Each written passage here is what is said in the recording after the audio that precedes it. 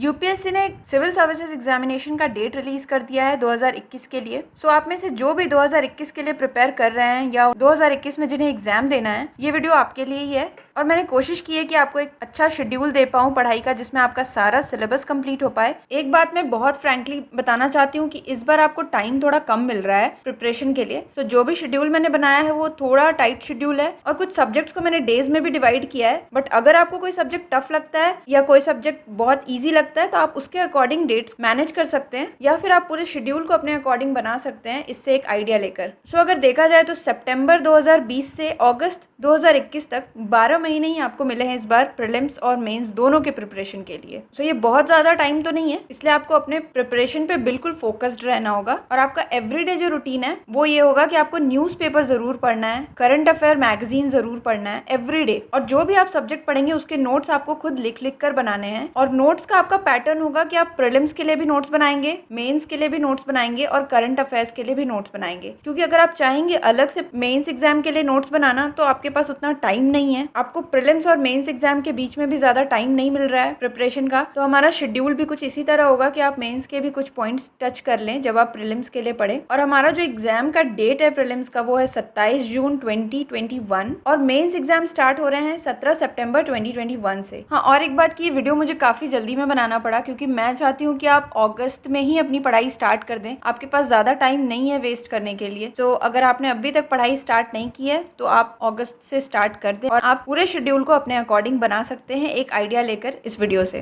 So let's begin. सो मानकर चलते हैं कि आपने अपनी पढ़ाई अगस्त में स्टार्ट कर दी, तो 21 अगस्त से लेकर 30 सितंबर तक का ये शेड्यूल है, जिसमें आप ज्योग्राफी की क्लास 11 की एनसीईआरटी 8 दिनों में इजीली कंप्लीट कर सकते हैं। नेक्स्ट 8 दिन क्लास 12 की एनसीईआरटी बुक पढ़ें ज्योग्राफी की, और नेक्स्ट 8 दिन आप जीसी लियोंग की बुक पढ़ें ज्योग्राफी की। मैंने पूरी बुक लिस्ट एक वीडियो में शेयर की हुई है।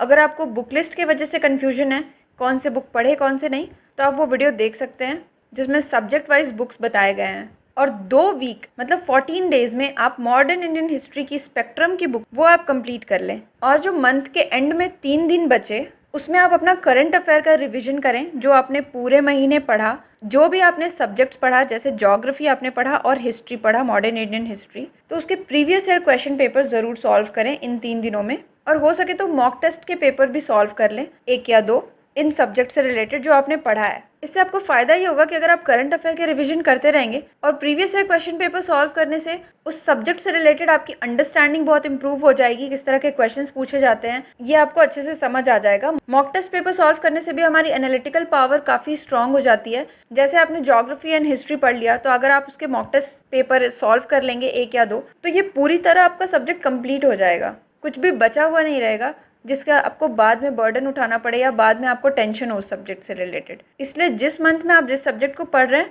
मंथ के एंड में 3 दिन आप अपने शेड्यूल में ऐसा डाल सकते हैं जिसमें आप उसके टेस्ट पेपर सॉल्व करेंगे या previous year question paper solve करेंगे। और हर मंथ के एंड में 3 दिन आपको करंट अफेयर के रिविजन ज़रूर करने होंगे।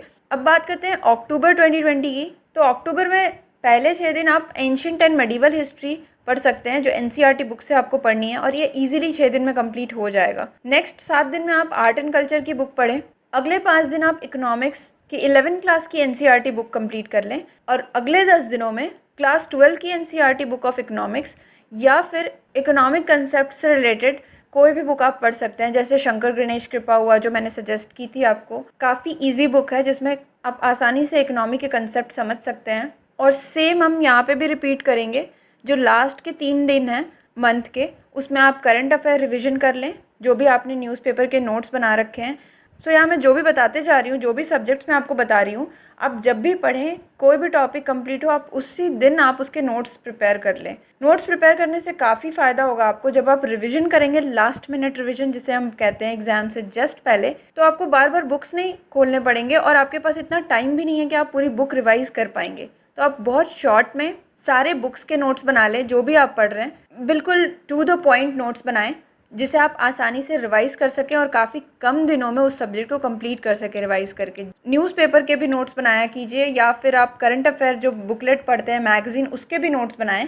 फिर प्रीवियस ईयर क्वेश्चन पेपर आपको सॉल्व करना है और मॉक टेस्ट पेपर भी आप इन सब्जेक्ट से रिलेटेड सॉल्व कर सकते हैं। अब बात करते हैं नवंबर 2020 में। आप 10 डेज में आपको इन्वायरमेंट कंप्लीट करना है, और यहाँ पे कुछ भी एग्जैजरेट नहीं किया हुआ है, आपको वही चीज़ मैंने लिख के दी है जो सच में ऐसी हो सकती है और आपको करना भी पड़ेगा क्योंकि आपके पास टाइम नहीं है।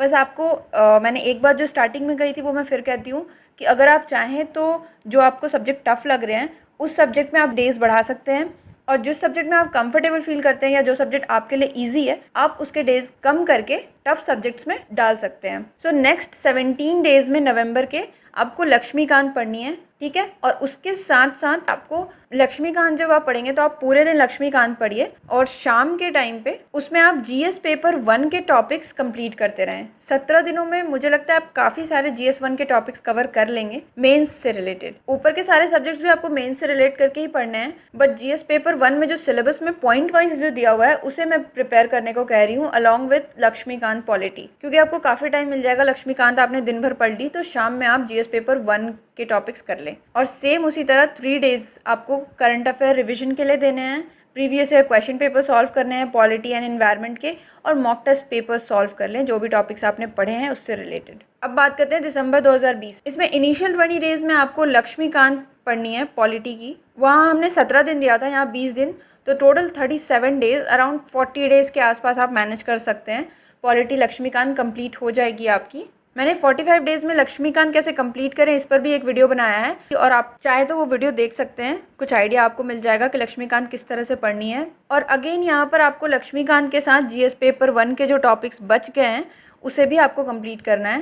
सो आप देख सकते हैं कि काफ़ी टाइम आपको मिल रहा है जीएस पेपर 1 को कंप्लीट करने में। तो अगर आपने पहले ही जीएस पेपर 1 कंप्लीट कर लिया पहले 17 दिनों में ही, तो आप और कुछ मेंस के टॉपिक्स पढ़ सकते हैं डेली शाम के 2 घंटे 3 घंटे में। तो यहाँ तक हमने प्रीलिम्स का मेजर पोर्शन कवर कर लिया, काफ़ी सारा पोर्शन कवर कर लिया। मैं कहूँगी सिर्फ साइंस सब्जेक्ट बच गया, तो मुझे ऐसा नहीं लगता है कि साइंस के लिए आपको कुछ अलग से पढ़ने की ज़रूरत है। मैंने हर वीडियो में अपने कहा है कि साइंस के लिए प्लीज़ आप टाइम वेस्ट ना करें एनसीईआरटी पढ़कर। बस आप एक काम कर सकते हैं कि आप करंट अफेयर के साथ साथ आप साइंस की प्रिपरेशन कर सकते हैं, और अगर बाकी कुछ बच जाए तो उसे आप मॉक टेस्ट पेपर से इजीली कंप्लीट कर सकते हैं साइंस के सब्जेक्ट को। सो उसके बारे में आप टेंशन बिल्कुल ना लें। नेक्स्ट है 10 डेज़ का आप प्रोग्राम रखे जीएस 4 के लिए, जो एथिक्स पेपर है और ये मेंस से रिलेटेड पेपर है। और लास्ट के 3 डेज़ अगेन आप जो करंट अफेयर पढ़ रहे हैं पूरे महीने उसे रिवाइज़ करें, previous year question paper solve करें पॉलिटी से रिलेटेड, या आपने एथिक्स पढ़ा है तो मेंस के क्वेश्चन सॉल्व कर लें एथिक्स से रिलेटेड जो पूछे गए हैं प्रीवियस ईयर में, या फिर आप एथिक्स के मॉक टेस्ट पेपर सॉल्व करके भी काफ़ी कुछ प्रिपेयर कर सकते हैं। Now next 3 months, January February March of 2021, इन 3 महीनों में आपको ऑप्शनल सब्जेक्ट प्रिपेयर करना है अपना।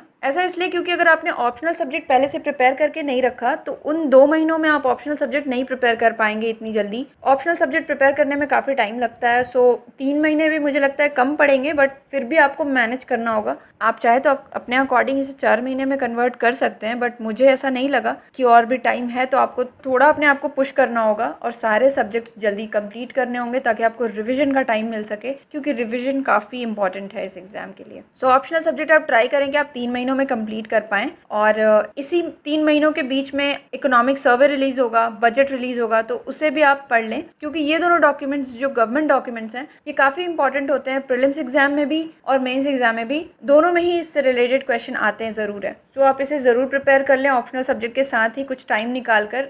और एक बात कि इन 3 महीनों में आपको करंट अफेयर्स प्रिपेयर करने हैं। एवरीडे आप 2 घंटे या 4 घंटे दें, और मार्च 2020 से लेकर अगस्त 2020 तक का करंट अफेयर आपको पढ़ना है, क्योंकि 2021 के एग्जाम में मार्च 2020 से लेकर मई 2021 तक का करंट अफेयर पूछा जाएगा, कम से कम 15 महीनों का। ठीक है, तो आपने जो प्रिपेयर किया था वो सितंबर मंथ से अपना करंट अफेयर प्रिपेयर करना स्टार्ट किया था, सो मार्च से लेकर अगस्त तक का करंट अफेयर आपका छूट गया था। अगर आप पहले से प्रिपेयर करते आ रहे हैं तो ये अच्छी बात है, बट जिनका छूट गया है वो अभी आप इन 3 महीनों में 6 महीने के करंट अफेयर के बैकलॉग को कंप्लीट कर सकते हैं, और कर भी लें इसी महीने में, क्योंकि आगे आपको तो बिल्कुल टाइम नहीं मिलेगा और फिर मार्च से अगस्त तक का करंट अफेयर छूट जाएगा, तो ये काफ़ी बड़ी मिस्टेक हो जाएगी। ठीक है, और एंड ऑफ द मंथ आपको करंट अफेयर रिविजन करना ही है। जैसे जनवरी एंड हुआ तो जनवरी के करंट अफेयर रिवाइज कर लिए, या फिर जनवरी में जो आपने मार्च या अप्रैल के करंट अफेयर किए होंगे उसे भी रिवाइज कर लें, फिर फरवरी खत्म हो तो फरवरी के करंट अफेयर रिवाइज कर लिए,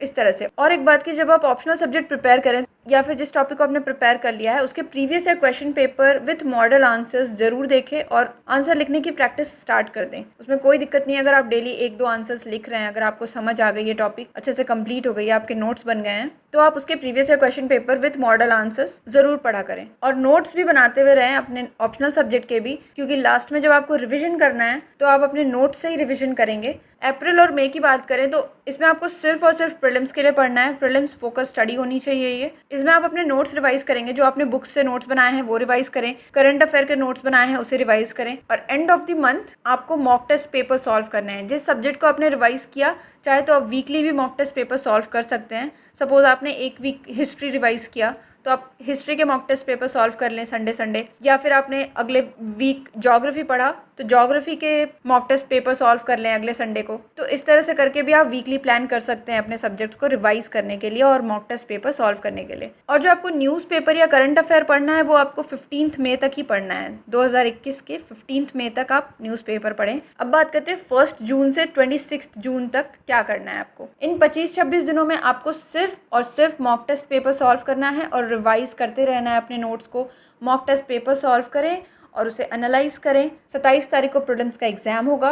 उससे आने के बाद एक दिन का भी ब्रेक तो मैं लेने को नहीं कहूँगी, क्योंकि बिल्कुल आपके पास टाइम नहीं है कि आप ब्रेक लें। अगर आपको ब्रेक लेना है फिर भी तो आप अपने अकॉर्डिंग देख लें। 28 जून से 30 जून तक 2 दिनों में आप मेंस के previous year question paper analyse करें। 2 दिन रखें अपना, इसमें आपका थोड़ा ब्रेक भी हो जाएगा और आप एनालाइज भी कर पाएंगे कि किस तरह के क्वेश्चंस पूछे जाते हैं और कैसे आपको अपनी पढ़ाई प्रोसीड करनी है आगे मेंस एग्जाम के लिए। और एनालाइज करने से आपको काफ़ी कुछ पता चलेगा कि जीएस पेपर 1 और 4 काफ़ी स्टैटिक नेचर के हैं जो आपने पहले ही कंप्लीट कर लिए हैं, और जीएस पेपर 2 और 3 टोटली करंट अफेयर्स बेस्ड हैं। और जीएस पेपर 2 और 3 के आंसर्स आप तभी लिख पाएंगे जब आपके करंट अफेयर्स अच्छी तरह से रिवाइज हो गए हों। सो जुलाई 1 से जुलाई 4 की बात की जाए तो 4 दिनों में आपने कंप्लीट करना है current affair of May and June, जो आपने छोड़ दिया था प्रीलिम्स के चक्कर में। इन 2 मंथ्स के करंट अफेयर को आपको 4 दिनों में कंप्लीट करना है। जुलाई 5 से 31 जुलाई मतलब 27 डेज के आसपास आपको मिल रहे हैं। इसमें आपको अपना ऑप्शनल सब्जेक्ट पूरा का पूरा रिवाइज करना है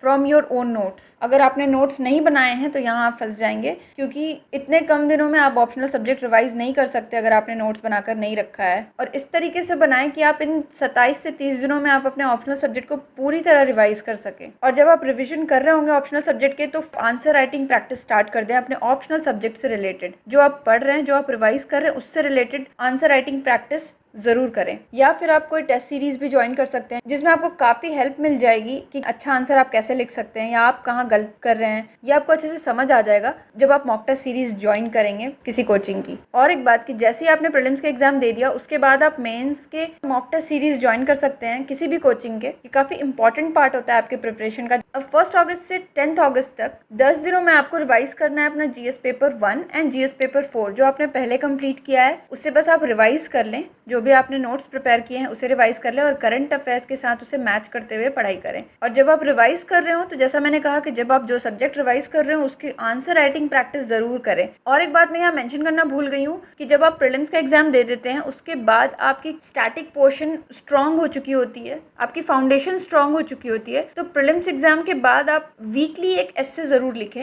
एवरी संडे या वीक में किसी भी एक दिन आप एक एस्से या 2 एस्से जरूर लिखें और उससे इवेलुएट करा लें अपने फ्रेंड से या अपने टीचर से। ठीक है, तो यहाँ तक हमने जीएस पेपर 1 एंड 4 रिवाइज कर लिया अगस्त 10 तक। तो ये इजीली आप रिवाइज कर सकते हैं अपने नोट से प्लस करंट अफेयर के कुछ इनपुट डालकर। अब बात करते हैं 11 अगस्त से आपको स्टार्ट करना है अपना जीएस पेपर 2 एंड 3 का प्रिपरेशन। यहाँ पे आपको 21 दिन मिल रहे हैं अगस्त महीने में और 10 दिन मिल रहे हैं सितंबर महीने में। टोटल 31 डेज मतलब 1 महीना आपको मिल रहा है लास्ट का। इसमें आपको केवल जीएस 2 एंड 3 की ही प्रिपरेशन करनी है। जीएस पेपर 2 एंड 3 जो होता है वो मेनली करंट अफेयर बेस्ड होता है। तो अब तक आप जो करंट अफेयर रिवीजन करते आ रहे हैं या उसके नोट्स बनाते आ रहे हैं वो अब आपके इस पेपर के प्रिपरेशन में काम आएगी। इसी महीने में आपको करंट अफेयर का रिवीजन भी करते रहना है। मार्च 2020 से लेकर अगस्त 2021 तक everyday mains answer writing practice भी करते रहें। एक एस्से जरूर वीकली लिखना है। प्रीलिम्स के बाद से ही स्टार्ट कर दें ये एक्टिविटी। और न्यूज़पेपर आप 15 अगस्त तक पढ़ें, उसके बाद आप अपने रिविजन पर ही फोकस करें। सो यहाँ पर आपका जीएस पेपर 2 और 3 along with current affair practice हो जाएगा,